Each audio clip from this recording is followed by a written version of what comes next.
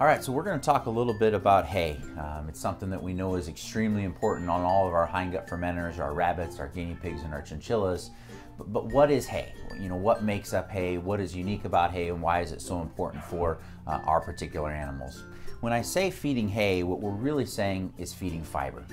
Fiber is the nutrient within hay that we're after, and fiber by itself is a very general term. There's insoluble fiber, there's soluble fiber. We'll talk a little bit about those differences. But first and foremost, from a structural standpoint, what are the different parts of hay that when we look at a hay bag like this, we see lots and lots of plant material, but what makes up that hay? What are the different parts to hay?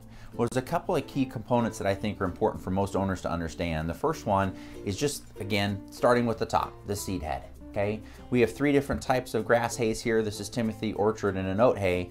But again, what you can see here is different representations of the seed head. This is what the plant's trying to do. It's trying to reproduce, it's trying to make a seed. And depending on the maturity of the hay, that's gonna drive the size of the seed head. Now, when we talk about maturity of hay, what we're after in a hay for rabbits and guinea pigs is an immature hay. A hay that is still high in fiber, low in protein, low in calcium, but a hay that does not have a really, really large seed head, a hay that is not very, very mature. With the more mature hay you get, the more stem you have, and we want a good ratio of stem to leaf. So when we talk about stems, that is certainly this component right here. So the stem is the physical structure, kind of the scaffold, you could say, of the hay. It's the supporting component. And then from the stem, we have the leaf. Now, between the leaf, the stem, and the seed head, those are the three main components of hay when you're going to be buying and purchasing different types of hay materials that you're going to be aware of. So when we talk about rabbits and guinea pigs, we know they're concentrate selectors. And just like if you offer them different types of foods, when we offer them hay, they're going to pick out different particles of that hay they like. They're going to concentrate select. So typically, the first thing they're going to eat is the leaf. The leaf is going to generally be a little more palatable, it's a little softer, a little bit more enticing to the animal to eat first. Then a lot of animals are going to reach toward eating the seed head. Again, still bringing fiber to the table, but again, driving more palatability, softer, more palatable. And a lot of times, lastly, is they're going to eat the stem. To them, that's the more coarser component of the hay, maybe a little less palatable. But at the end of the day, each one of these different parts of hay is bringing nutrients to the animal that are important.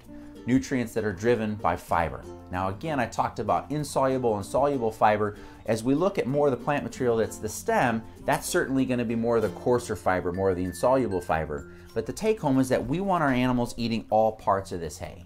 So as much as we want hay available all the time, we want them to have free choice, whatever different type of grass hay you're offering, we want to make sure that we're not allowing them to just eat the leaf before we offer them more hay. We want them eating the stem, the leaf, and the seed head, because all those different components of hay not only bring fiber, but they also bring additional nutrients. Now, kind of caveat to that is when you see hay on the shelf, there's certainly lots of different hays, there's lots of different things to look at. What are you looking for when you're going to that store shelf? How do you pick out a hay that your animal's going to enjoy that's nutritionally correct? Well, the take home here is first of all the type of hay. In an adult animal, we're going to focus on a grass hay, like a Western Timothy or an orchard or oat hay, or even an organic meadow hay, something that again is high in fiber, low in protein, low in calcium. When we look at that actual grass hay, the first thing that I want to look at is the color. We want a nice green color, and what that tells us is that there's a good chlorophyll content to the hay. The hay was harvested in the right way, the hay was packaged in the right way to try and maintain that color. Secondary to that, we want to start to look at the amount of leaves and the amount of stem. We want a good leaf to stem ratio. It's normal for there to be stems and leaves in there. We just want to make sure that we're seeing good ample amounts of those nice soft green leaves. We also want to see seed heads. Depending on the maturity hay, that's going to drive the length or the amount of the seed heads that are in there. And there's nothing wrong with having a good number of seed heads that are in the hay, as long as, again, it's soft, it's green, has a good fresh aroma to it. Because at the end of the day, when you get home and you offer that to your munchkin, that softness, that greenness, that aroma, that's really what's going to drive the palatability and get these little ones to really ingest the large quantities of hay that we want to feed. Can't tell you how many times I've had nice, soft, green, supple hay and I've offered it to a rabbit and they've kind of looked at me like, you know, what is this? I'm not going to eat this. These animals perceive things in hay that you and I may not be aware of.